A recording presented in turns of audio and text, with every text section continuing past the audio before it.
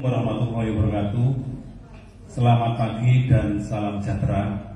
Yang saya cintai, yang saya banggakan, adik-adikku siswa baru SMP Negeri 1 Muncar yang berbahagia. Saat ini kita berjumpa dengan kami anggota Polsek Muncar, Aibtu Nuraini, dan rekan saya yang satu lagi, Bapak Aibtu Suyana. Dalam kesempatan ini, kami dari Polsek Muncar menyajikan materi tentang bahaya narkoba. Ulangi lagi, tentang bahaya narkoba. Mungkin adik-adik sudah sering mengetahui di beberapa tempat di media massa bahwa telah terjadi penggunaan narkoba yang salah. Untuk itu lebih jauh kami ingin menerangkan apa itu sih narkoba, kenapa narkoba itu dilarang, terus kenapa masih ada pabrik narkoba. Biar tidak salah pengertian, dalam kesempatan ini akan saya menyajikan yang lebih jauh lagi. Mohon dapat adik-adik melihat slide sebelah sana. Apa itu narkoba? Narkoba itu merupakan singkatan. Nar, singkatan dari narkotika. Ko, psikotropika, dan ba adalah bahan adiktif. Biar tahu adik-adik bahayanya apa, manfaatnya apa. Dalam selain sana dijelaskan yang termasuk narkotika itu apa. Pengertiannya ini ya, zat atau obat dari tanaman atau bukan tanaman, sintetis atau semi sintetis yang dapat menurunkan atau mengubah kesadaran atau mengurangi rasa nyeri sampai hilang rasa nyeri dan dapat menimbulkan ketergantungan. Kira-kira apa saja? Contohnya di sana ada ganja, ada heroin, ada opium, morfin, ekstasi, dan sabu. Sekali lagi, ini hanya memberikan contoh, bukan untuk digunakan. Terus yang kemudian psikotropika adalah zat atau obat alamiah maupun sintetis yang bukan termasuk narkotika, yang berkhasiat psikoaktif melalui pengaruh selektif pada susunan saraf pusat yang dapat merubah aktivitas mental dan perilaku seseorang. Contohnya adalah Lexotin, Happy Wife. Terus kemudian yang bahan adiktif atau bahan yang bukan termasuk narkotika maupun psikotropika yang dapat menimbulkan ketergantungan. Contohnya ada alkohol, yang termasuk alkohol misalnya minuman keras, kafein atau kopi. Jadi kopi itu termasuk narkoba juga. Nikotin, rokok, thinner, bensin, spiritus yang mudah dihirup. Dari penjelasan ini mungkin adik-adik bisa mengetahui bahwa ternyata rokok, ternyata alkohol, bahkan spiritus itu apabila disalahgunakan akan membahayakan bagi kita. Mungkin adik-adik sebelum melihat slide tadi, adik-adik akan bertanya-tanya, loh kenapa kok narkoba itu masih ada di Indonesia? Mengapa narkoba itu masih ada di dunia? Kenapa pelakunya itu dihukum, tapi kenapa pabriknya masih ada? Karena jawabnya, ternyata narkoba itu selain merugikan, narkoba itu juga bermanfaat bagi manusia. Contoh adalah yang paling bawah, yang jelas ada alkohol. Jangan diartikan kalau alkohol itu selalu merugikan. Ternyata alkohol bisa untuk mengobati luka dan sebagainya.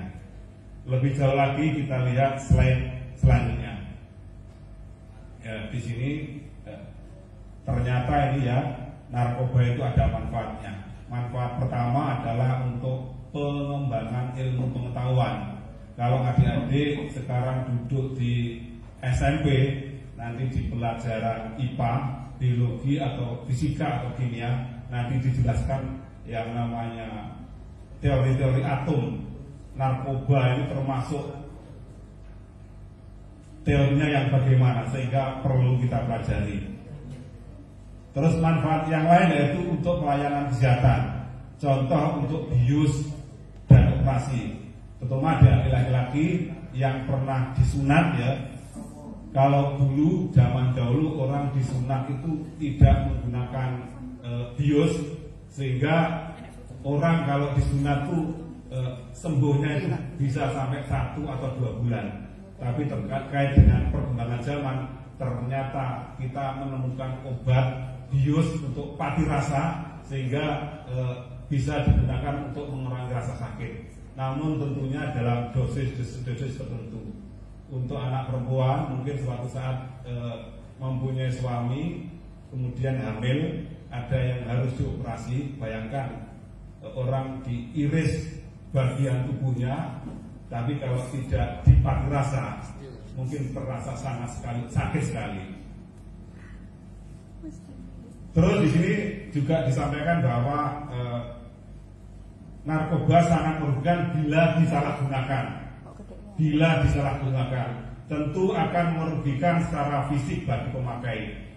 Yang jelas, semua narkoba itu mempunyai efek ketergantungan. Bagi pelanggar penyalahgunaan atau pelanggar bagi tidak berhak untuk mengedarkan, menjual dan sebagainya, tentu bisa dihukum. Ini ada Undang-Undang Nomor 35 tahun 2009 yang mana pelakunya itu bisa dihukum mulai yang paling ringan mungkin 3 bulan, ada yang 5 tahun, ada yang 20 tahun, bahkan ada yang sampai dihukum mati. Lanjut. Terus kita lihat slide sebelumnya ya, pengaruh dari penggunaan narkoba.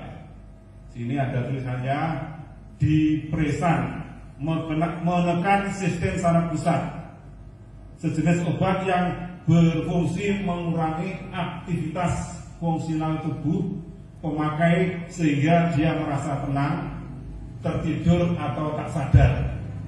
Dalam dosis tertentu ini sangat dibutuhkan dalam pengobatan. Namun apabila tidak diiringi dengan surat dari dokter dokter, maka penggunaannya akan berlebihan, tentu akan membahayakan. Suatu contoh, apabila ada siswa menemukan obat jenis tertentu yang harusnya itu dia belajar di sekolah, tapi dia mengkonsumsi jenis narkoba tertentu, akibatnya dia tertidur, akibatnya dia tidak merasa malu berbuat melakukan pelanggaran dan sebagainya dan sebagainya.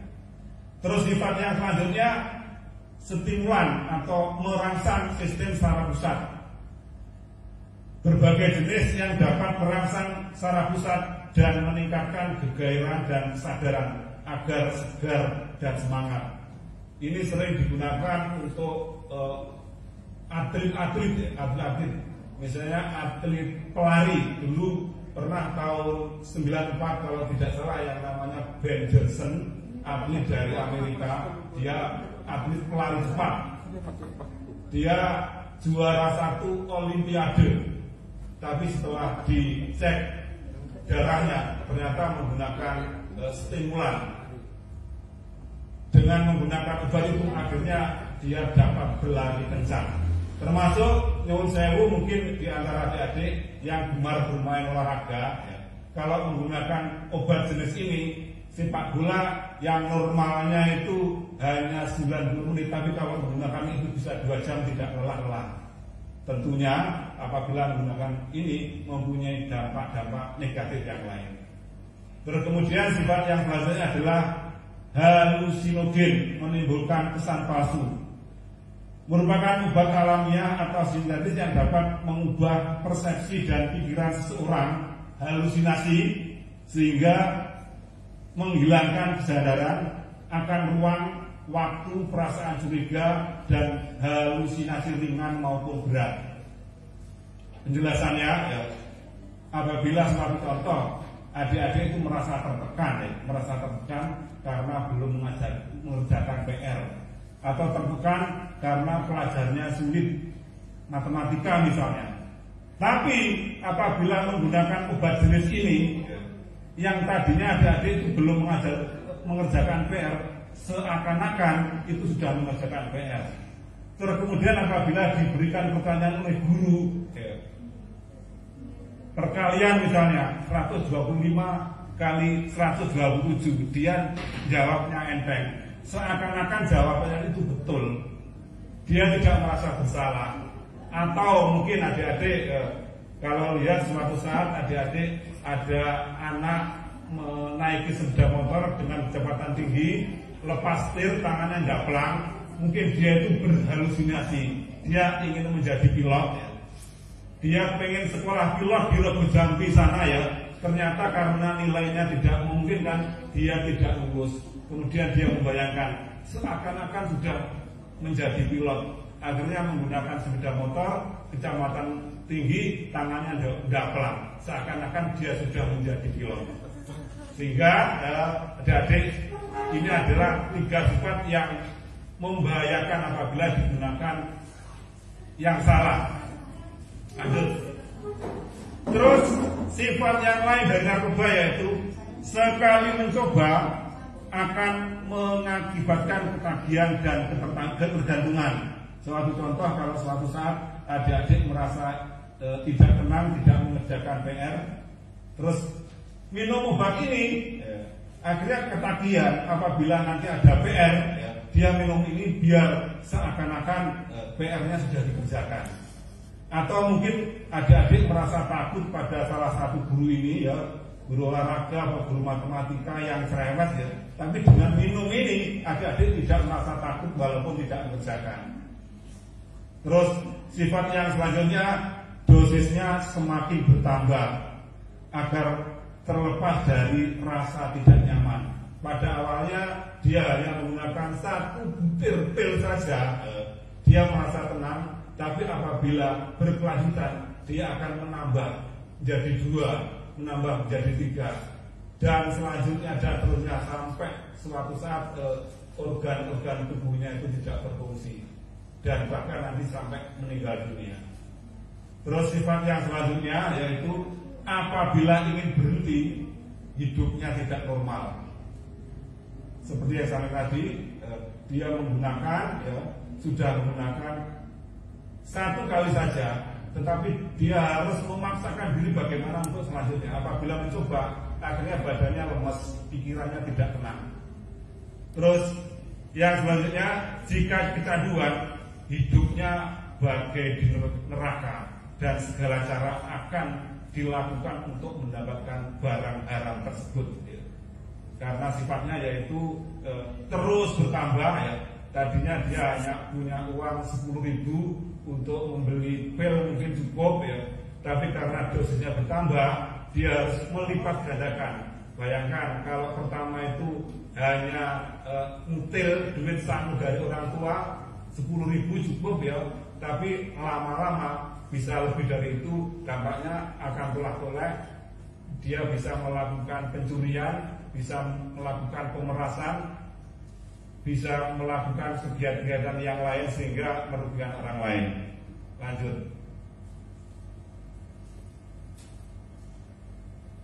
Cara-cara penyalahgunaan narkoba.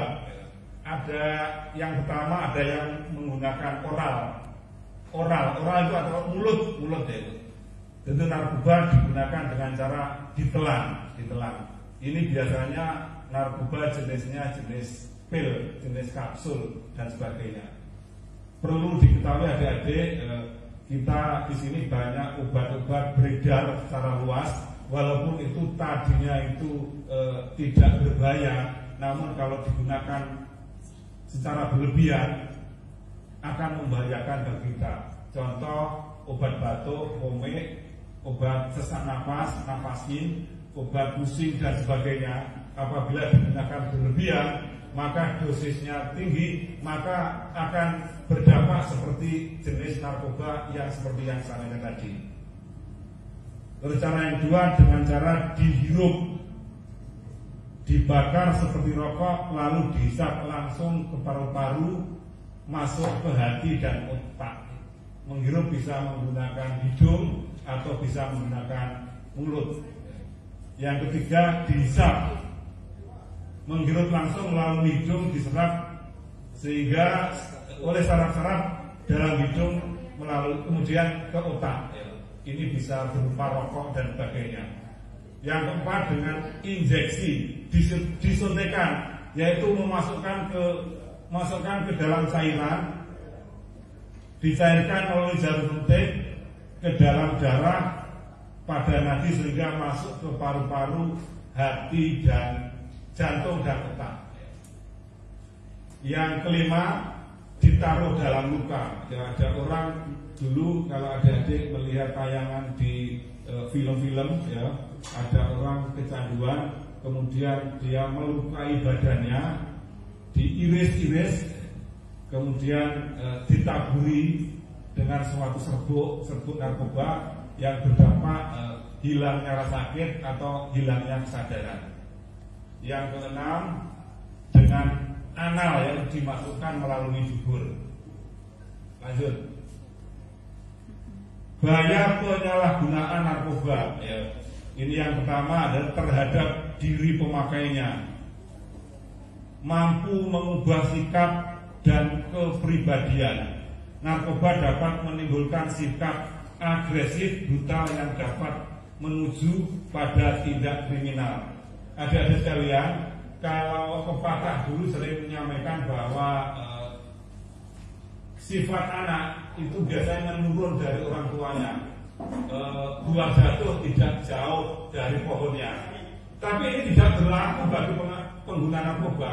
Kalau misalnya bapaknya orangnya penyabar, anaknya yang tadinya penyabar, tapi setelah menggunakan narkoba sifatnya akan seragam, yaitu yang tadi sikap yang agresif, brutal, melakukan tindak kriminal karena kepingin mendapatkan narkoba. Terus bagi diri selanjutnya mendorong perbuatan kriminal untuk memenuhi kebutuhan narkoba seperti mencuri, bahkan sampai melakukan tindakan jual diri, prostitusi. Sifat yang selanjutnya mempengaruhi kesehatan fisik, mental, emosi, dan sosial si pemakai, menimbulkan sifat masa bodoh dan menghilangkan motivasi untuk bekerja atau sekolah. Adik-adik sekalian, bahwa sifat narkoba yang sangat berbahaya ini bagi anak sekolah, kalau sudah menggunakan dia akan malas sekolah, dia akan inginnya bolos dan sebagainya. Sehingga kalau mungkin ada temannya yang tadinya rajin, tiba-tiba dia malas, kemudian ingin bolos, perlu disampaikan pada Bapak Ibu guru BK, jangan-jangan mereka terdampak dari penyalahgunaan narkoba. Semoga tidak. Lanjut. Terus kemudian bahaya penyalahgunaan narkoba terhadap keluarga. Ya, tidak lagi menjaga sopan santun di rumah, melawan kepada orang tua, tidak segan-segan untuk melakukan kekerasan bila mana maksud dan keinginannya tidak tercapai. Seperti yang saya bilang tadi, suatu keluarga misalnya sudah membiasakan sopan santun, ya, maka di situ akan ditiru oleh keluarga yang lain.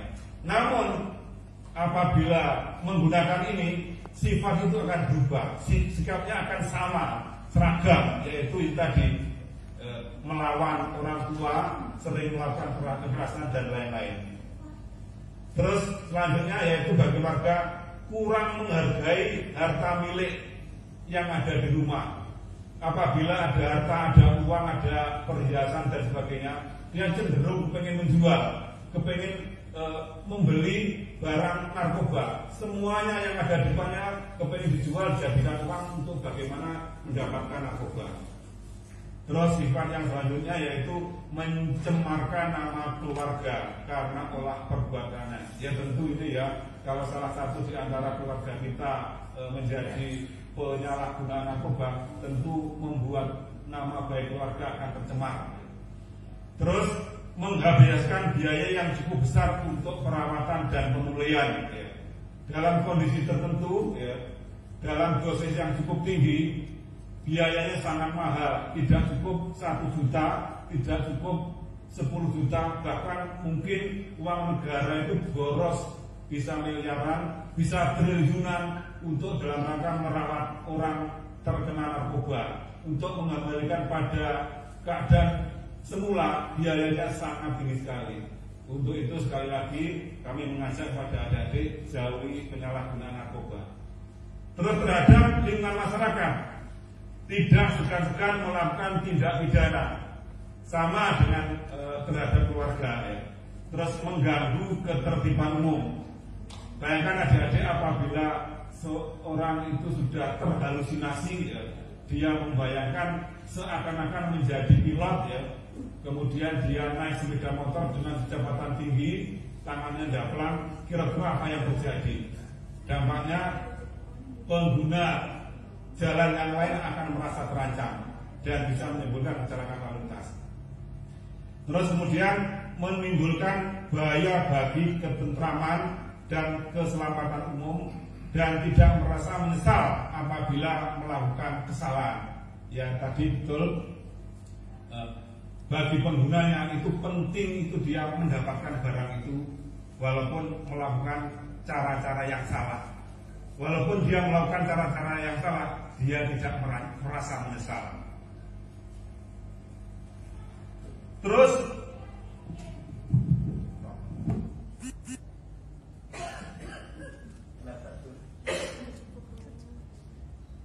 diberhentikan dulu juga enggak apa, Pak? Minum dulu aja, Pak. Oh, siap.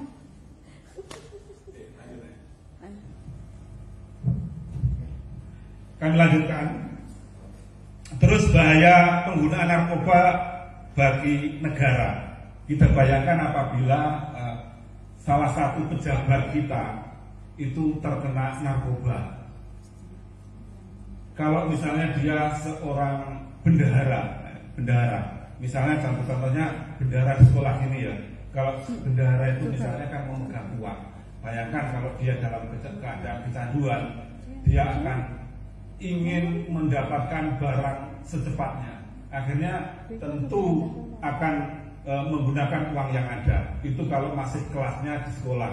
Tapi kalau lebih tinggi lagi, apabila dia jadi menteri keuangan, dia akan menyelipkan uang untuk bagaimana mengimpor barang-barang narkoba tadi. Yang selanjutnya rusaknya generasi muda, pewaris bangsa yang seyogyanya untuk siap menerima tongkat estafet sebagai generasi penerus. Bayangkan apabila tindak kekerasan, beberapa hari yang lalu ada yang namanya perundungan. Ada siswa diguyur, ada siswa dituduh melakukan pencurian kemudian diguyur, atau mungkin ada siswa dari kelompok yang lain diguyur. Dampaknya dia takut ke sekolahan. Karena takut ini kemudian lapor ke polisi. Polisi harus tindak bijaksana. Kalau memang nanti ditemukan penganiayaan, maka polisi akan menerapkan pasal 351 penganiayaan. Kalau menimbulkan luka berat, ancaman hukumannya bisa lebih tinggi lagi. Kalau hanya ringan, ancaman hukumannya 3 bulan. Tapi kalau mengakibatkan luka berat itu apabila akibat penganiayaan itu ada bagian-bagian tidak berfungsi. Suatu contoh, kalau siswa itu kan nulis biasanya, kalau sampai dirijinya itu yang tadinya normal, akibat ditutup temane, kemudian dirijinya tidak bisa untuk menulis, maka termasuk kenakalan berat. Tapi kalau hanya dipukul luka ringan, ya, nanti kena dipiring.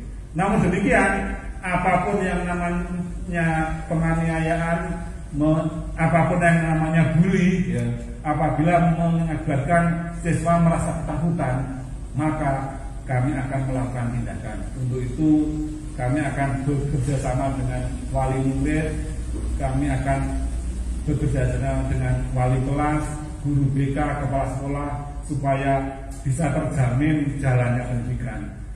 Kita patut merasa bangga bisa diterima di SMP Negeri 1 Muncar ini yang konon kabarnya merupakan sekolah favorit. Walaupun sekarang ada sistem zonasi ya, anak itu diupayakan bisa sekolah di dekatnya, sehingga adik-adik ya, kalau mungkin adik-adik diterima di SMP Negeri 1 Muncar ini ya, tentunya rumahnya lebih dekat dengan sekolah ini. Kalau dekat berarti tidak perlu menggunakan kendaraan sepeda motor. Kenapa kalau rumahnya misalnya ke Mendung sana ya, kok jauh-jauh menggunakan sepeda motor ya? Kenapa kok nggak memilih di SMP Mendung sana, SMP 3 sana? Jadi sekali lagi kami berharap ya, siswa tidak melakukan kenakalan, siswa tidak merasa tertekan karena perundungan, karena bully, karena tindak kekerasan yang lain dan sebagainya. Kami berdua dengan Aibtu Nuraini dan Aibtu Suyana ini berjanji akan membantu permasalahan yang terjadi di sekolah di SMP Muncar pada khususnya dan lebih umum di SMP se-Kecamatan Muncar. Demikian yang dapat saya sampaikan. Mohon maaf apabila ada kata-kata yang kurang berkenan, atau mungkin kalau adik-adik punya permasalahan bisa menghubungi kami di Polsek Muncar atau bisa melalui HP saya.